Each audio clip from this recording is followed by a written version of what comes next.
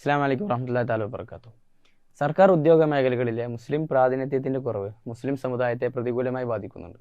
കൃത്യമായ മേൽനോട്ടം, സഹകരണം, നേതൃത്വം എന്നിവ ഉണ്ടായാൽ മാത്രമേ ഈ പ്രശ്നത്തിന് പരിഹാരം കാണാൻ സാധിക്കുകയുള്ളൂ.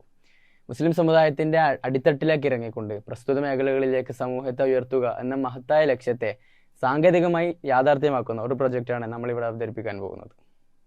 രാഷ്ട്രീയം, വിദ്യാഭ്യാസം, സാങ്കേതികം, പൊതുസേവനം, സർക്കാർ ഉദ്യോഗം തുടങ്ങിയ മേഖലകളിൽ മുസ്ലിം സമുദായം ഇന്ന് പിന്നോക്കാവസ്ഥയിലാണ്. വർഷം പ്രതി മുസ്ലിങ്ങളുടെ ജനസംഖ്യാ നിരക്ക് ക്രമാതീതമായി വർദ്ധിച്ചുകൊണ്ടിരിക്കുകയാണ്. അവസാനത്തെ കണക്ക് പ്രകാരം മുസ്ലിം സമുദായത്തിന്റെ വാർഷിക ജനസംഖ്യാ നിരക്ക് 43.15% വർദ്ധിച്ചിരിക്കുകയാണ്. അതേസമയം ഹിന്ദു സമുദായത്തിന്റെ ജനസംഖ്യാ നിരക്ക് 7.8% കുറഞ്ഞു. ക്രിസ്ത്യാനികളുടേത് 5.38% വർധനവാണ് ഉണ്ടായത്. മുസ്ലിങ്ങൾ രാജ്യത്തിന്റെ ആകെ 14.09%, ഹിന്ദു മതസ്ഥർ 78%, ക്രിസ്ത്യാനികൾ ആകെ ഇന്ത്യൻ ജനസംഖ്യയുടെ 5.38%. എന്നാൽ മറുവശത്ത് മുസ്ലിങ്ങളുടെ സംഭാവനകളും വ്യത്യസ്ത മേഖലകളിലെ പ്രാതിനിധ്യവും പരിശോധിച്ചാൽ നാം നേരിടുന്ന വെല്ലുവിളി വ്യക്തമാകും. UPSC എക്സാമിൽ വിജയിക്കുന്നവരിൽ 3% മാത്രമാണ് മുസ്ലിങ്ങൾ. 4.9% മുസ്ലിങ്ങൾ മാത്രമാണ് സർക്കാർ ജോലികളിൽ കൈവശമുള്ളത്. ആകെ ജനസംഖ്യയുടെ 14% വരുന്ന മുസ്ലിങ്ങളിലെ 4.4% മാത്രമാണ് ഹയർ എഡ്യൂക്കേഷനിലുള്ളത്. ഇന്ത്യയിലെ ജനസംഖ്യയുടെ ഏകദേശം 2% വരുന്ന ക്രിസ്ത്യൻ സമുദായത്തിൽ നിന്നും 2 മുതൽ 3 വരെ ശതമാനം രാജ്യത്തിന്റെ ഉദ്യോഗ മേഖലയിലുണ്ട്. അതേസമയം ജനസംഖ്യയുടെ 14% വരുന്ന മുസ്ലിങ്ങൾ 5 മുതൽ 7% വരെ മാത്രമേ ഉദ്യോഗ മേഖലയിലുള്ളൂ. ന്യൂനപക്ഷം എന്ന വകയിൽ നമ്മുടെ സമൂഹത്തിന് സർക്കാർ മുഖാന്തരം ലഭിക്കുന്ന ആനുകൂല്യങ്ങൾ പലതുണ്ട്. അവസരങ്ങൾ ഉപയോഗപ്പെടുത്തുന്നില്ല എന്നു മാത്രമല്ല, മറ്റു സമൂഹങ്ങളെ അപേക്ഷിച്ച് പ്രവർത്തന മേഖലയിൽ നമ്മുടെ സാന്നിധ്യം വളരെ കുറവാണ്. ഈ പിന്നോക്കാവസ്ഥയുടെ കാരണം വളരെ വ്യക്തമാണ്. സമൂഹം ബോധവാന്മാരല്ല. ആഘാതങ്ങൾക്ക് വിലപിച്ചല്ലാതെ മറുപടി പറയാൻ അറിയാത്ത ഒരു സമൂഹമായി മാറുന്നതിൽ നിന്ന് നമ്മെ രക്ഷിക്കാനുള്ള മാർഗം ഒന്നു മാത്രമാണ്: സമൂഹത്തിന്റെ അടിത്തട്ടിലിറങ്ങി പ്രശ്നങ്ങളും പരിഹാരങ്ങളും വ്യക്തമാക്കുക, ഭാവിയിലെ വാഗ്ദാനങ്ങളുടെ ചുരുളഴിക്കുക. വ്യവസ്ഥാപിതമായി കാര്യങ്ങൾ കൈകാര്യം ചെയ്യുന്ന സംഘാടനമാണ് പ്രതിവിധി. ഇതിനെ സാങ്കേതികമായി യാഥാർത്ഥ്യമാക്കുന്നതാണ് ഞങ്ങൾ അവതരിപ്പിക്കുന്ന പ്രൊജക്ട്. ഇവിടെ 2 സ്റ്റെപ്പുകളാണുള്ളത്. 1. സമൂഹത്തിന്റെ അടിത്തട്ടിലേക്ക് ഇറങ്ങുക. 2. അവസരങ്ങളുടെ തുറന്ന പാതയിലേക്ക് സമൂഹത്തെ വഴി നടത്തുക. ഇവിടെ ഞങ്ങൾ ചെയ്യുന്നത് മുസ്ലിം സമൂഹത്തിന്റെ ആഴത്തിൽ വേരുകളുള്ള മഹല്ല് ഫെഡറേഷനോട് സംയുക്തമായി പ്രവർത്തിക്കുകയാണ്.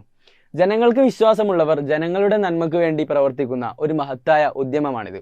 മഹല്ല് കമ്മിറ്റികളുടെ നിർദ്ദേശപ്രകാരം ഓരോ വ്യക്തിയും ഈ സോഫ്റ്റ്വെയർ പരിചയപ്പെടുന്നതോടുകൂടി അടിത്തട്ടിൽ ഇറങ്ങുക എന്ന ആദ്യത്തെ പടി പൂർത്തിയാകുന്നു. കേരളത്തിന്റെ അകത്ത് മഹല്ല് ഫെഡറേഷനെ സമീപിക്കുന്നത് പോലെ കേരളത്തിന്റെ പുറത്ത് ഹാദിയയെയും മറ്റ് NGO സംഘടനകളെയും ബന്ധപ്പെട്ടാണ് പ്രൊജക്ട് നടത്തുക. നമ്മുടെ സോഫ്റ്റ്വെയർ കേരളത്തിന് പുറത്തും പ്രവർത്തിക്കാൻ സാങ്കേതികമായി തയ്യാറാക്കപ്പെട്ടതാണ്. പ്രൊജക്ട് പൂർത്തീകരണത്തിന് സമയപരിധി ഉള്ളതുകൊണ്ടും പ്രാവർത്തികത അന്വേഷിക്കേണ്ടതുള്ളതുകൊണ്ടും ആദ്യപടി എന്നോണം ഇപ്പോൾ കേരളത്തിനകത്താണ് ഉദ്ദേശിക്കുന്നത്. സോഫ്റ്റ്വെയർ 2 ഭാഗങ്ങളായാണ് സജ്ജീകരിക്കുന്നത്: യൂസേഴ്സിനുള്ള ഇന്റർഫേസും അഡ്മിൻ ഇന്റർഫേസും. രജിസ്റ്റർ ചെയ്ത മാനേജേഴ്സിനുള്ളതാണ് അഡ്മിൻ പേജ്. മഹല്ലുകളെയാണ് ഓരോ പ്രദേശത്തും കോർഡിനേറ്റേഴ്സായി ഞങ്ങൾ കാണുന്നത്. രജിസ്റ്റർ ചെയ്ത മഹല്ലുകൾക്കായിരിക്കും അഡ്മിൻ ആക്സസ് ലഭിക്കുക. മഹല്ലുകൾക്ക് പുറമെ മറ്റ് സംഘടനകൾക്ക് കൂടി രജിസ്റ്റർ ചെയ്യുന്ന പക്ഷം അഡ്മിൻ പേജ് ആക്സസ് നൽകുന്നതാണ്. യൂസർ പേജ് മഹല്ല് നിവാസികൾക്കുള്ളതാണ്. രജിസ്ട്രേഷന് വേണ്ടി യൂസർ പേര്, മൊബൈൽ നമ്പർ, വസിക്കുന്ന മഹല്ല് തുടങ്ങിയ ആവശ്യമായ വിവരങ്ങൾ നൽകി ലോഗിൻ ചെയ്ത ശേഷം ക്വാളിഫിക്കേഷൻ തിരിച്ചറിയാൻ ഇതുവരെയുള്ള എഡ്യൂക്കേഷണൽ ക്വാളിഫിക്കേഷൻ സർട്ടിഫിക്കറ്റുകൾ അപ്ലോഡ് ചെയ്യാനുള്ള ഇന്റർഫേസ് ആണ് ഉണ്ടാവുക. ശേഷം വ്യക്തിപരമായ താല്പര്യമുള്ള മേഖലകൾ തിരഞ്ഞെടുക്കാനുള്ള ഓപ്ഷൻ ഉണ്ടാകും. യൂസറിന് മേഖലകൾ ഇഷ്ടാനുസരണം തിരഞ്ഞെടുക്കുകയോ ഒഴിവാക്കുകയോ ചെയ്യാം.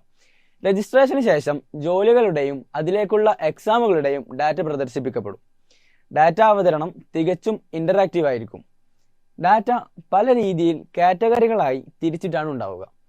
താല്പര്യമുള്ള മേഖലകൾ യൂസർ ആദ്യമേ കൊടുത്തിട്ടുണ്ടെങ്കിൽ പ്രസ്തുത മേഖലകളിൽ ലഭ്യമായ സർക്കാർ ജോലികൾ ലിസ്റ്റ് ചെയ്യും. അതുതന്നെ യൂസർക്ക് ക്വാളിഫിക്കേഷൻ ഉള്ള ജോലികളായിരിക്കും കാണിക്കുക. കൂടാതെ ക്വാളിഫിക്കേഷൻ ഇല്ലാത്ത ജോലികൾ ഇൻട്രസ്റ്റഡ് ഏരിയ ഉള്ളതും അല്ലാത്തതുമായി കാണിക്കും. മറ്റൊരു സെക്ഷനിൽ കൂടുതൽ ക്വാളിഫിക്കേഷൻ ഉണ്ടെങ്കിൽ, ഉദാഹരണത്തിന് പുതിയതായ ഒരു എക്സാം പൂർത്തീകരിക്കുന്നത് വഴി ലഭിക്കാവുന്ന ഉദ്യോഗങ്ങളും വിവരങ്ങളും നൽകും. ഭാവിയിൽ ചെയ്യാൻ ഉദ്ദേശിക്കുന്ന ക്വാളിഫിക്കേഷൻ കോഴ്സ് വിവരങ്ങൾ സെറ്റ് ചെയ്യാനുള്ള ഫീച്ചർ കൂടെ ഞങ്ങൾ ഉൾപ്പെടുത്തുന്നുണ്ട്. ഇതോടുകൂടി സോഫ്റ്റ്വെയർ ഒരു കരിയർ പാത്ത് സെറ്റ് ചെയ്യാൻ സഹായകമാകുന്ന ഒരു ടൂളായി മാറും. ലിസ്റ്റ് ചെയ്യുന്ന ഉദ്യോഗങ്ങളുടെ അപ് ടു ഡേറ്റ് ജോലി ഒഴിവുകളുടെ വിവരങ്ങൾ കൂടി ഉൾപ്പെടുത്തുമെന്നതാണ് മറ്റൊരു പ്രത്യേകത. ന്യൂനപക്ഷങ്ങൾക്ക് പ്രത്യേകമായി ആനുകൂല്യമുള്ളവ പ്രത്യേകം എടുത്തു കാണിക്കും. ഉദാഹരണത്തിന് മുസ്ലിം സമുദായത്തിന് മാത്രം അപേക്ഷിക്കാവുന്ന ജോലികളെ പറ്റിയുള്ള വിവരങ്ങൾ കാണിക്കും.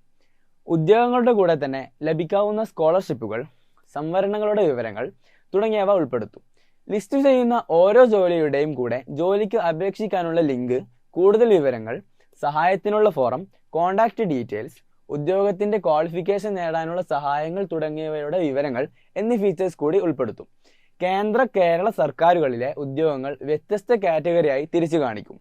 ജോബ് ക്വാളിഫിക്കേഷൻ ഉള്ളതോ ഇല്ലാത്തതോ ആയ ആർക്കും സർക്കാർ ഉദ്യോഗസ്ഥ മേഖലയിൽ ഉപകാരപ്പെടുന്ന രീതിയിലാണ് സോഫ്റ്റ്വെയർ ഡിസൈൻ ചെയ്തിട്ടുള്ളത്.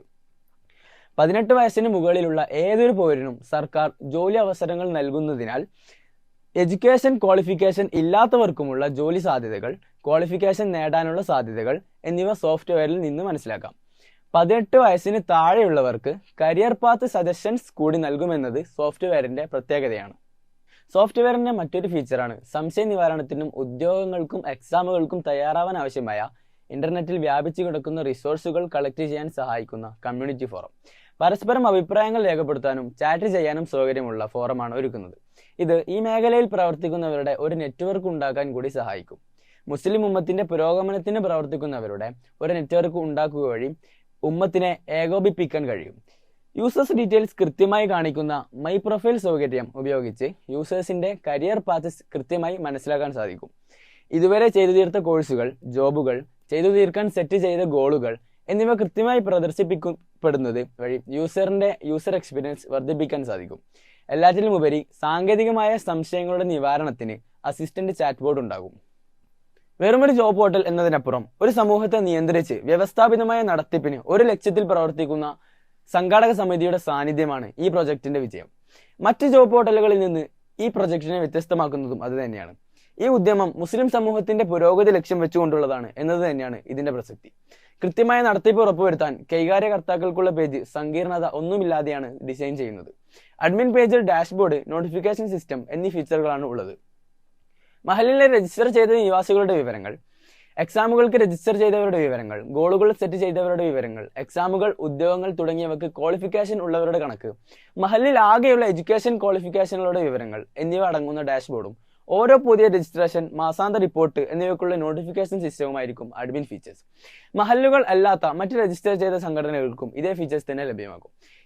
ഈ സോഫ്റ്റ്വെയറിന്റെ പ്രവർത്തനത്തോടെ കേരളത്തിലെ സർക്കാർ ഉദ്യോഗ മേഖലകളിലെ മുസ്ലിം സാന്നിധ്യത്തിന്റെ വിവരങ്ങൾ ട്രാക്ക് ചെയ്യാനും മുതിർന്ന സംഘടനകൾക്കുള്ള റിപ്പോർട്ട് ആവശ്യാനുസരണം ജനറേറ്റ് ചെയ്യാനും സാധിക്കും എന്നത് മറ്റൊരു നേട്ടമാണ്. നോട്ടിഫിക്കേഷൻ സിസ്റ്റം ഉപയോഗിച്ച് മഹലിൽ നടത്തുന്ന പരിപാടികൾ, മറ്റ് അറിയിപ്പുകൾക്കുള്ള നോട്ടിഫിക്കേഷൻസ് യൂസേഴ്സിന് നൽകാൻ മഹലുകൾക്ക് സാധിക്കും. ഈ സോഫ്റ്റ്വെയറിന്റെ പ്രവർത്തനത്തോടെ കേരളത്തിലെ സർക്കാർ ഉദ്യോഗ മേഖലകളിലെ മുസ്ലിം സാന്നിധ്യത്തിന്റെ വിവരങ്ങൾ ട്രാക്ക് ചെയ്യാനും മുതിർന്ന സംഘടനകൾക്കുള്ള റിപ്പോർട്ട് ആവശ്യാനുസരണം ജനറേറ്റ് ചെയ്യാൻ സാധിക്കും എന്നത് മറ്റൊരു നേട്ടമാണ്. സോഫ്റ്റ്വെയറിന്റെ പ്രവർത്തനത്തോടുകൂടി ഉമ്മത്തിന്റെ പ്രശ്ന പരിഹാരത്തിനുള്ള രണ്ടാമത്തെ പടിയും പൂർത്തിയാകും. സോഫ്റ്റ്വെയർ നിലവിൽ വരുന്നതോടുകൂടി സർക്കാർ ഉദ്യോഗ മേഖലകളിലെ മുസ്ലിം സാന്നിധ്യത്തിന്റെ നിരക്കിൽ വലിയ വർധനവ് ഉണ്ടാവുമെന്നാണ് പ്രതീക്ഷ.